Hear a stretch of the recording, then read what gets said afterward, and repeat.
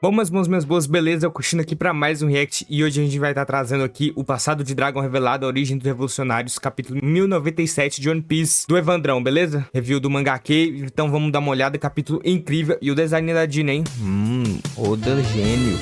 Enfim, bora pro react. Aos poucos na história de Kuma, vamos descobrindo que nenhuma tragédia da natureza é pior que a crueldade humana, mas com a fé de que um dia um Deus libertador voltaria, terrível. Kuma mantém acesa a chama, assim como os poucos que tentam mudar o mundo em uma revolução. Surgem os revolucionários, aqueles que buscam os sonhos dos homens, que mantêm o fluxo do tempo correndo e carregam a vontade herdada, pois enquanto as pessoas continuarem buscando o real sentido da liberdade, tudo isso jamais deixará de existir. Então pergunto pra vocês, quer saber tudo sobre o passado de Dragon e a tragédia de Kuma? Então se liga que eu vou falar nisso. Agora. Bora lá, Evandrão. O Evandrão sabe fazer uma intro, né, mano?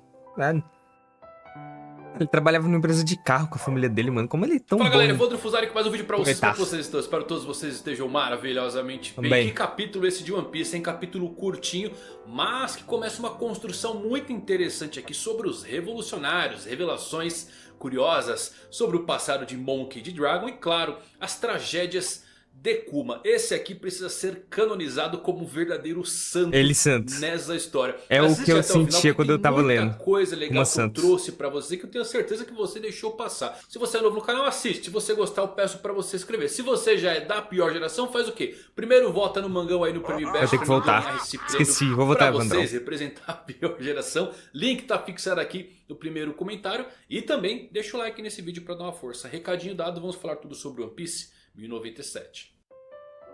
O Kuma santo.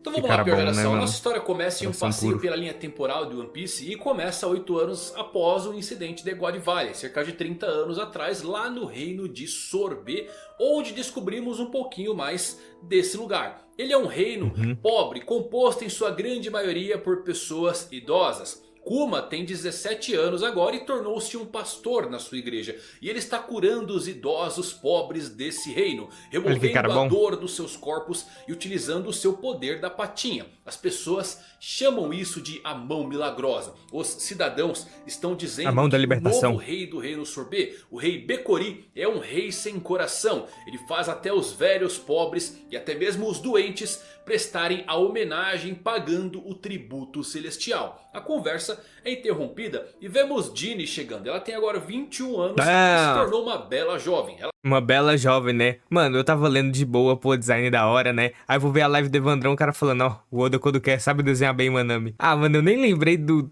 problema do Oda de design de personagem feminina da Nami. Eu li de boa e não vi nenhuma Nami, aí o Evandro fala isso. Ela repreende os idosos que estão acampados dentro da igreja e manda os velhos embora, dizendo que eles estão se aproveitando de Kuma e não pagavam pelo tratamento. Mesmo sendo muito rude, os idosos ainda gostam da Dini. Vamos lá, aqui começamos a entender como Kuma virou o rei do reino Sorbet e ganhou o título de tirano. Porém, isso choca quando vemos as feições de Kuma aqui. Ele é muito gentil. Ele é o tipo de personagem que você quer dar um abraço de urso. Eu preciso de um abraço. Ele é bondoso, é altruísta. Ele é um alento no reino Sorbet que paga os tributos celestiais. Todos os países, galera, são obrigados a pagar esse tributo. Mas nem todos os países têm dinheiro suficiente. Se um país não tem dinheiro para pagar, o governo mundial pune esse reino, tornando ele um não aliado. Os fuzileiros navais não protegem o país caso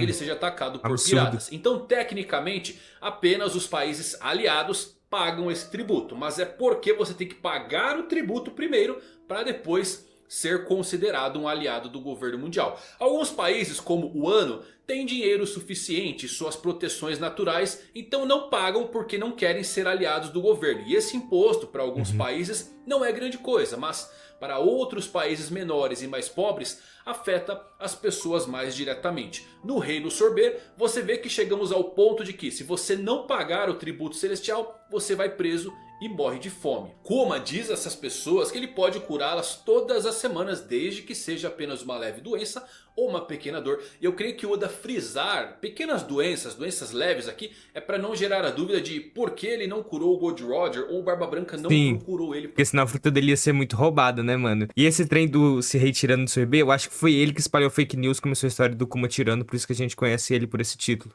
Para ser curado. Bom, após isso, os idosos vão embora e descobrimos porque a Jean era ríspida com os velhos. Toda a dor acumulada removida por Kuma é condensada em uma bolha de pata que ele insere em si mesmo, levando todas as dores consigo.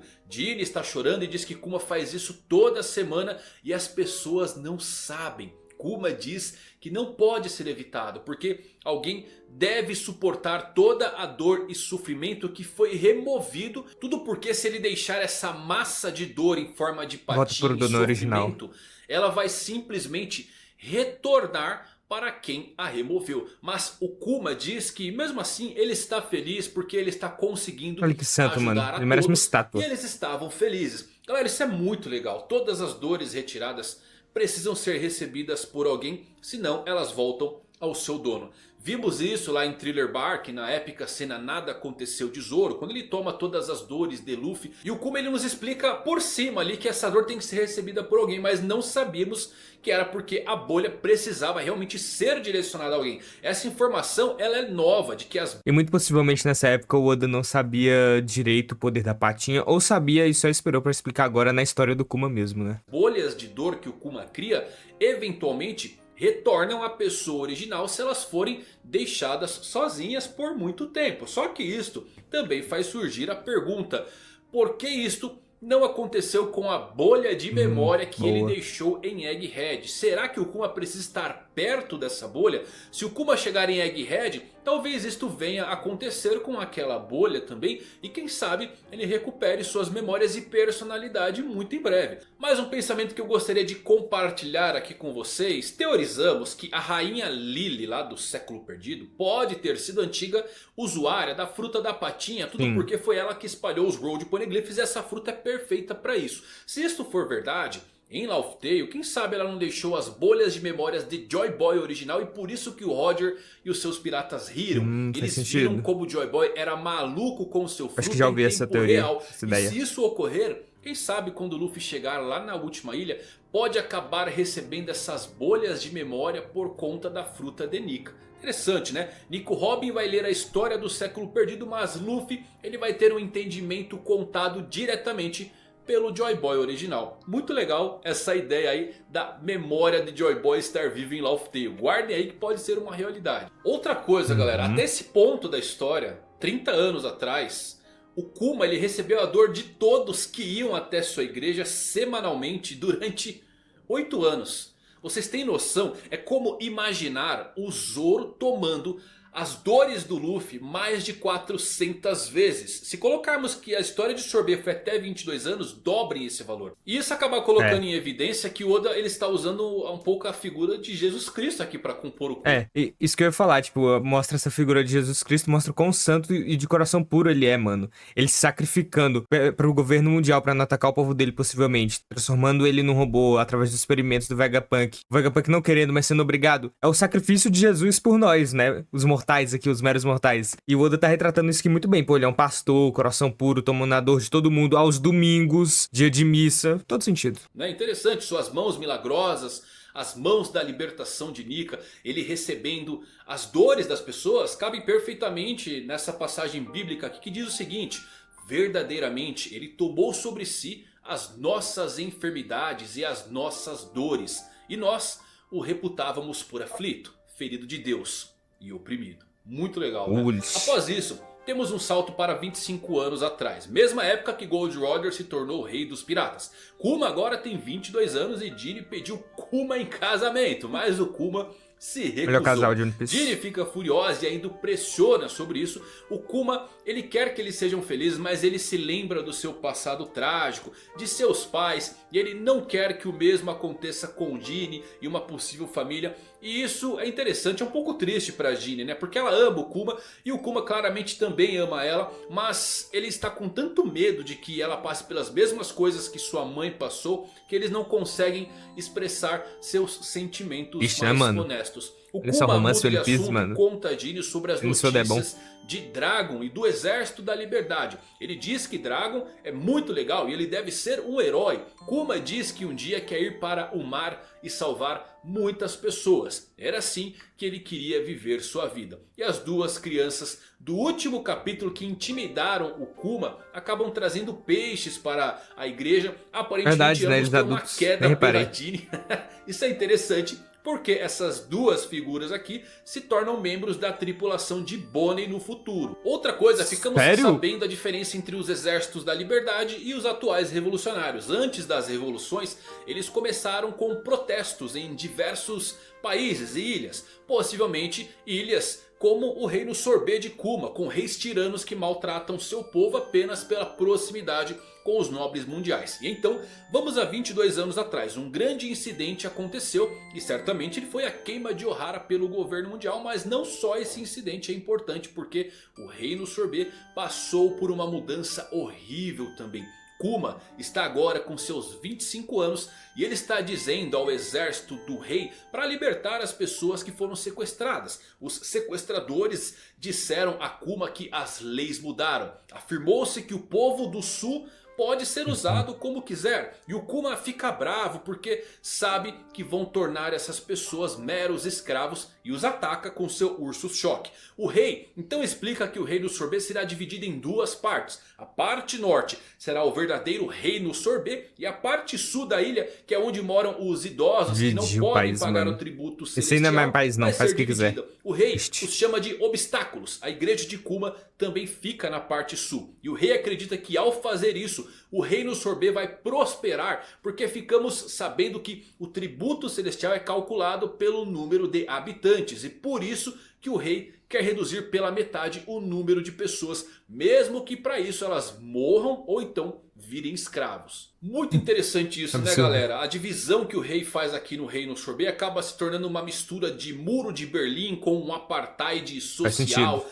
Não são tão literais aqui como o Ele falou nosso isso na live, mundo, né? mas acaba sendo uma mescla tão horrível quanto os verdadeiros. Eu gosto de como o Oda está realmente explorando as consequências do sistema Tenryubito, incluindo países que acabam divididos em dois e encerrados em um estado de guerra interno em prol de se manter seu status de proximidade aos nobres. O rei Bekori é desprezível, mas ele fez isso com o consentimento do próprio governo mundial. Inclusive, Eles isso são os me piores, lembra né? muito o reino de Goa, que é onde está a Vila Fuchsia, a ilha do Luffy. Temos o Terminal Cinza, que era uma área sem lei, usada para coleta de lixo e sem proteção. Então quando os celestiais vieram, o que aconteceu? Eles simplesmente eliminaram sem remorso. Eu não ficaria surpreso se o reino de Goa estivesse na mesma situação que vemos aqui no reino Sorbet. Em uma cela de prisão vemos que Kuma e Ginny foram presos, água. mas de repente chegam eles. O exército da liberdade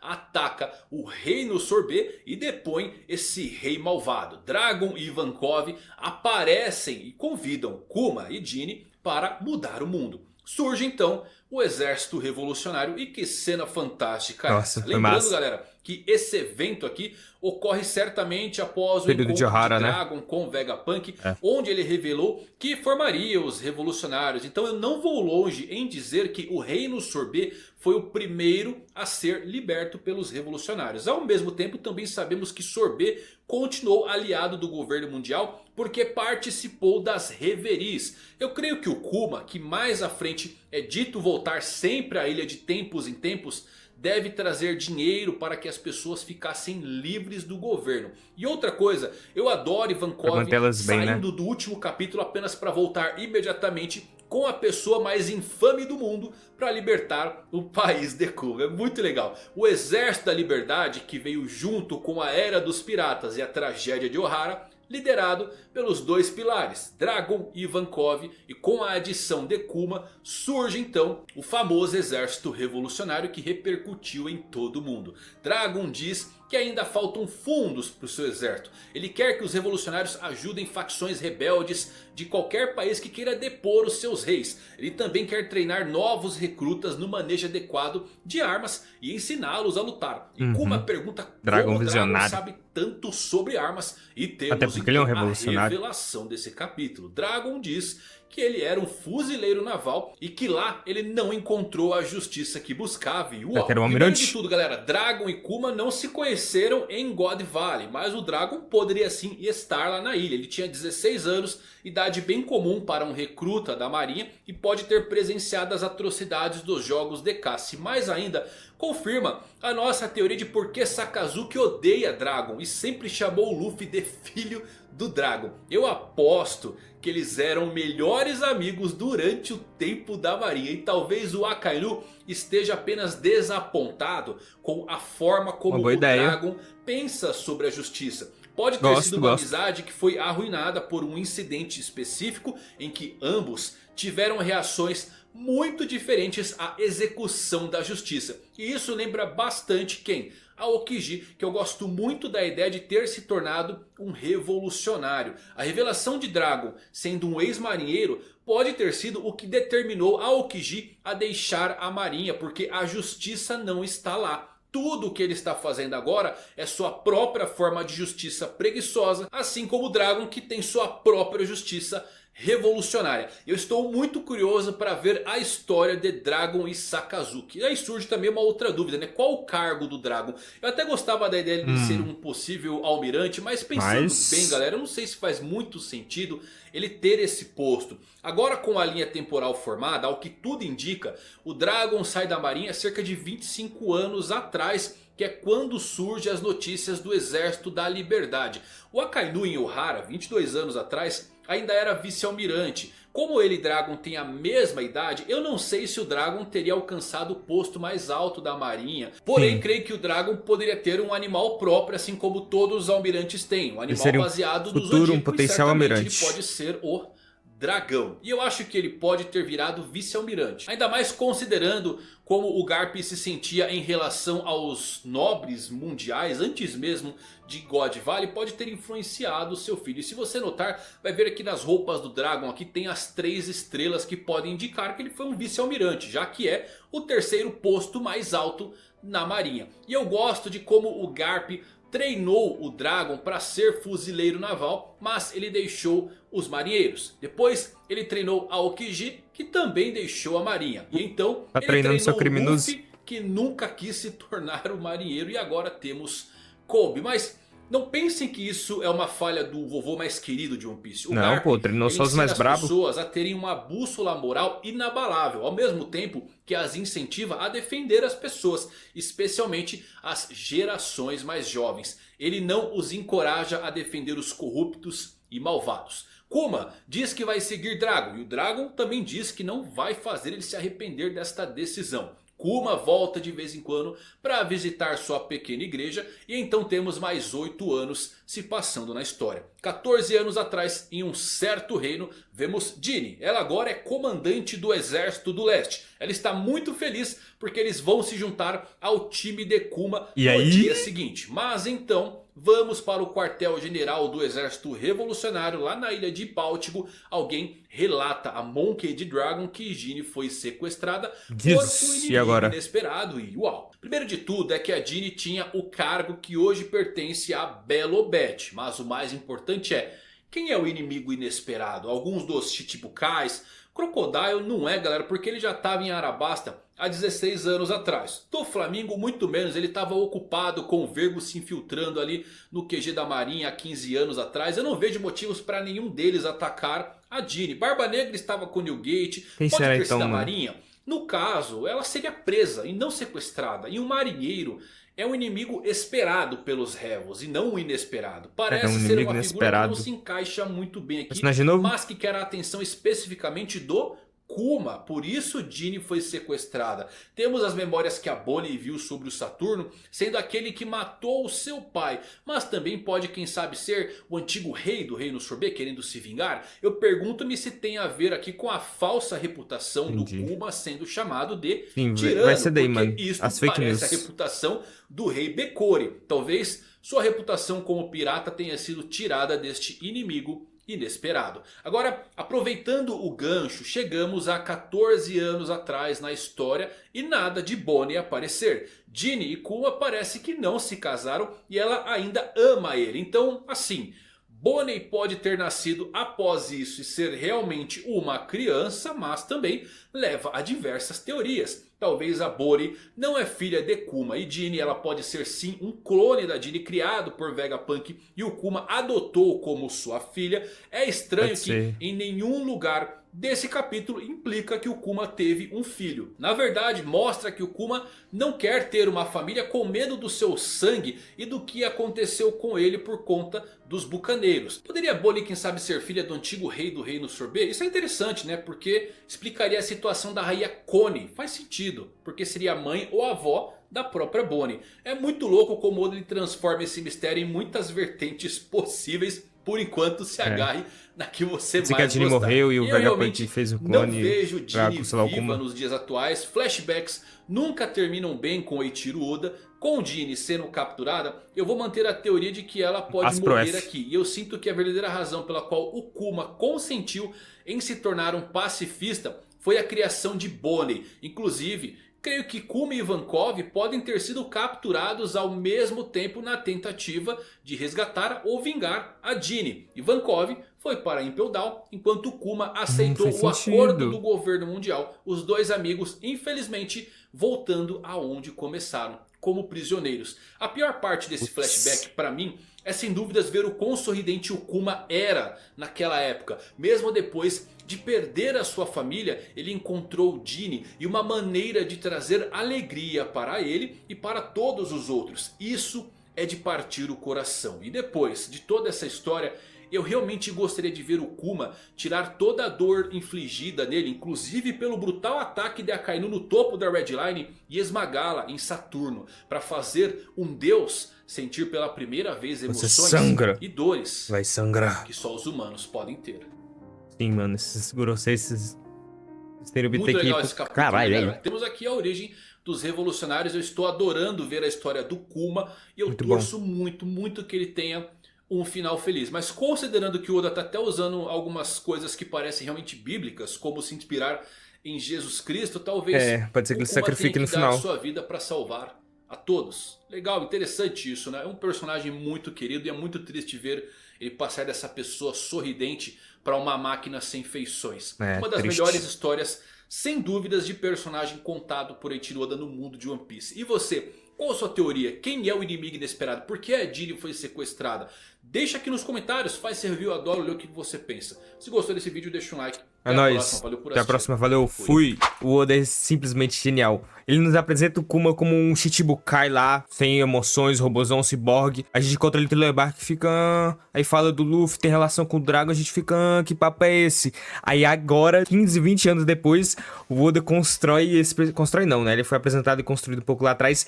Começa a desenvolver mais e mais o Kuma. E a gente ama o cara agora, mano. Egghead pra cima, tipo, o ano teve altos e baixos. Eu gosto do arco, mas, né, muitos capítulos, o Oda tava com problemas, filme, a visão dele ruim. Então, né, teve algumas coisas ruins mesmo. Mas Egghead, dourado, todo capítulo é bom, mano. A parte mais chata de Egghead foi o plot do traidor lá, da York, que não foi tão ruim assim, mas foi meio chatinho. Mas fora isso, só pedrada, mano. É Saturno, é Kizaru, Luffy vs Kizaru, flashback da Bonnie, que é do Kuma, na verdade, mano. História do Kuma revelada, sendo explicada tudinho. Exército Revolucionário, Dragon. Mano, o Oda é um gênio. Oda é gênio, mano. O meme é real. E bom, eu gostei do vídeo do Evandrão, espero que vocês tenham gostado do react também. Deixem nos comentários o que vocês acharam e sugere aí vídeos pra gente trazer na próxima vez, beleza? E pra ajudar nós mais ainda, se inscreve aí, ativa o sininho e deixa o like pra ajudar no engajamento. Só agradece que de pouquinho em pouquinho a gente vai longe. Link do vídeo original na descrição, minhas redes sociais também, vídeo passando na sua telinha aí, card se vocês gostaram do conteúdo e quiserem ver mais. Então até uma próxima, valeu, falou!